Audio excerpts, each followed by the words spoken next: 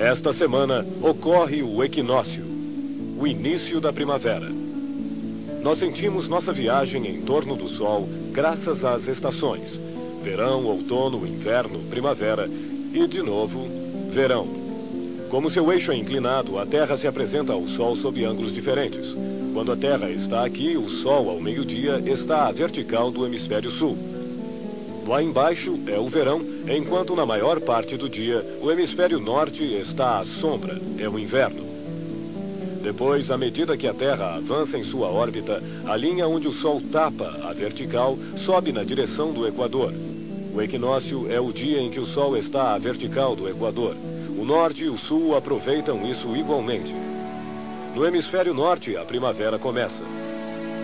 Como a Terra continua sua viagem, a linha onde o Sol tapa a vertical continua subindo na direção norte e lá, nos meses de junho e julho, o hemisfério norte terá girado na direção do Sol e os raios chegarão a nós sob um ângulo mais direto.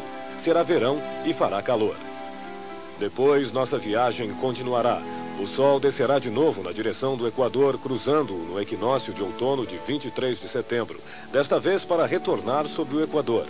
Será inverno. Mas, neste momento, o Sol está sobre o Equador.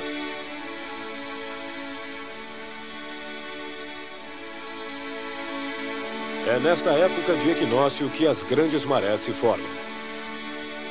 A atração da Lua atrai a água dos oceanos.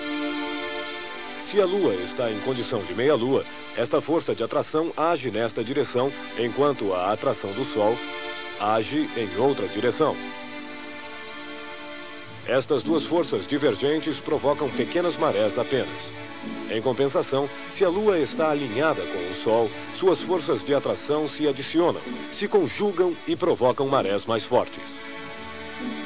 No dia do equinócio, o Sol, totalmente à vertical em relação ao Equador, vem somar sua força de atração à força centrífuga da Terra, e é assim que as grandes marés de equinócio se formam.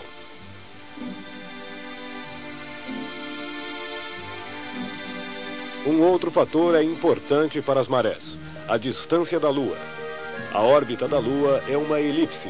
Às vezes a Lua está longe, às vezes está perto. Quanto mais próxima a Lua estiver, mais forte será a maré. Este ano, por exemplo, as marés mais fortes não acontecem no momento do equinócio, mas em fevereiro, pois nesta época a Lua estava próxima à Terra.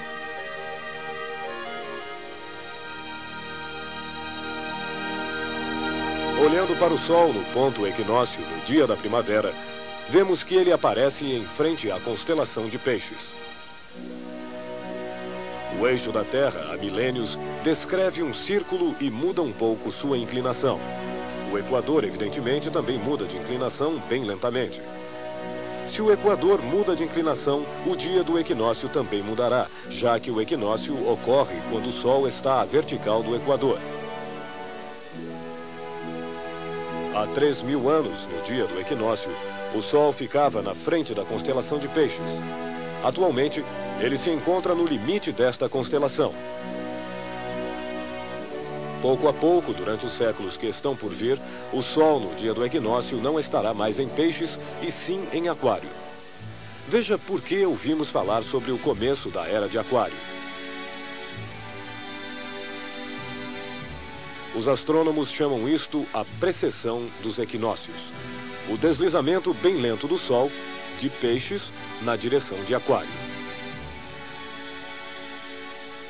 Quando falamos de Peixes e de Aquário, nos referimos às constelações, os grupos de estrelas, não aos signos astrológicos. Os astrólogos não reajustaram seus signos a este deslizamento do equinócio. Por isso, há milênios, os signos astrológicos estão deslocados em relação às estrelas.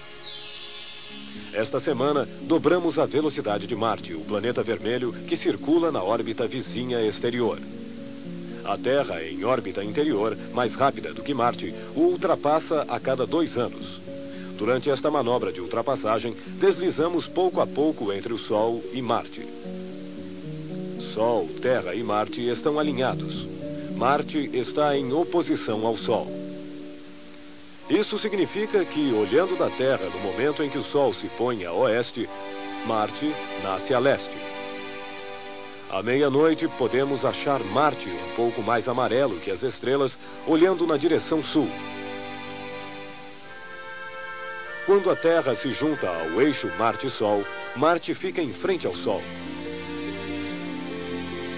Ao meio-dia, o Sol fica a sul. E à meia-noite, é Marte que fica a sul. Marte é o único planeta onde os astrônomos poderão andar num futuro próximo. Uma sonda foi colocada lá em 1976 para coletar amostras e analisá-las. Atualmente, outras sondas estão a caminho de Marte. Elas chegarão em Marte em julho e setembro.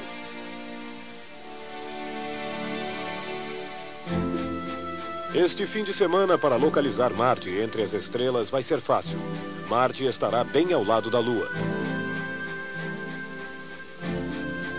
Enquanto viajamos em torno do Sol, esquecemos que a Terra arrasta consigo uma enorme coluna de sombra de 12 mil quilômetros de largura. No entanto, deveríamos nos lembrar disto, pois toda noite, quando o Sol se põe, entramos nesta sombra para nela passar a noite. Este fim de semana, na noite de domingo para segunda, será lua cheia. E graças a um eclipse lunar, nós podemos ver a sombra da Terra. Ela vai se projetar sobre a Lua e a obscurecerá.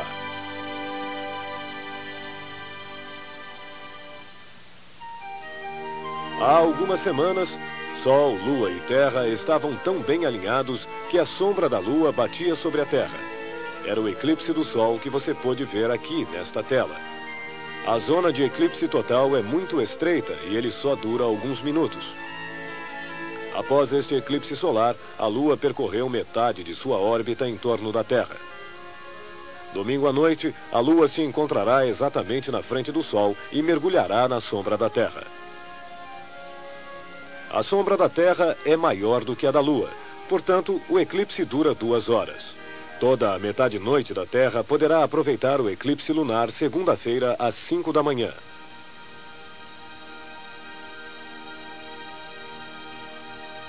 Então, segunda-feira, não esqueça de programar o despertador.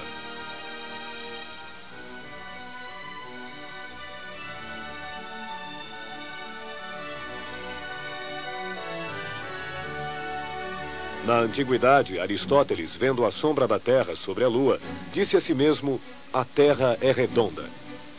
Se os astronautas estivessem na Lua, veriam um eclipse do Sol.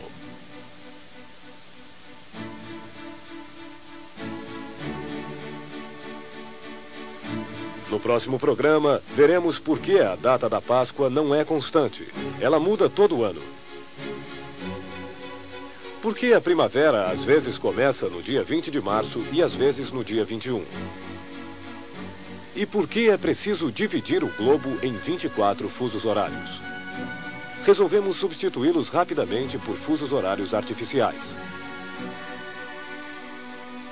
Assim, vivemos todos deslocados no tempo. Os parisienses vivem com a hora de Praga e às vezes até com a hora de Istambul. A Terra, durante todo este tempo, não mudou em nada sua rotação. O que muda é nossa forma de administrar o tempo.